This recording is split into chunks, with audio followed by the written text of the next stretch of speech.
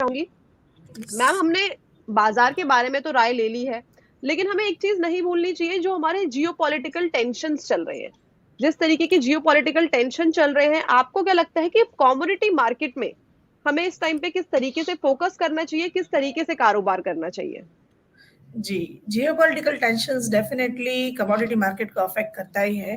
अगर मैं क्रूड की बात बताऊं तो क्रूड में अगर वो 6300 के ऊपर क्रॉस नहीं होता है क्रूड, तो नीचे की तरफ डेफिनेटली वो रुक करेगा। 6200 के नीचे जाते ही 5800 तक का मुझे नीचे में लेवल दिख रहा है। सेम थिंग गोल्ड में भी।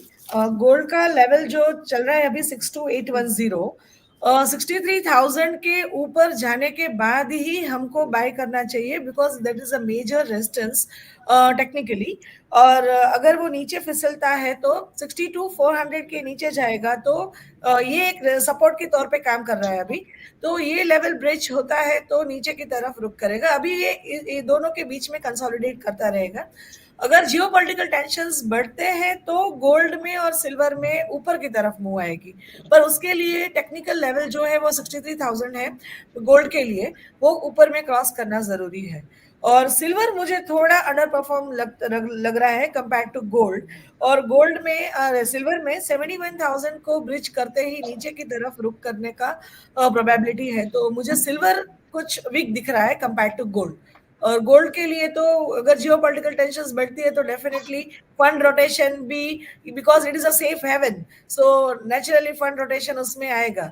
तो 63,000 के ऊपर जाने के बाद कोई अगर किसी को बाय करना है तो कर सकते हैं। जी, ठीक है।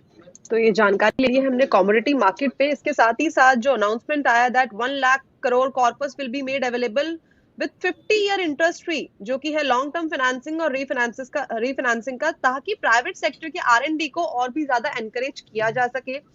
जो 40,000 नॉर्मल रेलवे बॉगीज है, उनको अब कन्वर्ट किया जाएगा वंदे भारत उसमें बोगीज में, और जहां से हमें एक अच्छा खासा रेलवे सेक्टर में बूस्ट देखने को मिल सकता है। और एक क्लोज टारगेट दिया है ताकि हम 3 crore under the rural housing scheme को पार कर सके, और 2 करोड़ नए घर को और भी ज्यादा कंस्ट्रक्ट कर सके। और जो टाइम लिमिट दी है वो दी है अगले 5 साल की। यानी कि हम देख सकते हैं कि इंफ्रास्ट्रक्चर पे काफी जोरों शोरों से ध्यान दिया जा रहा है।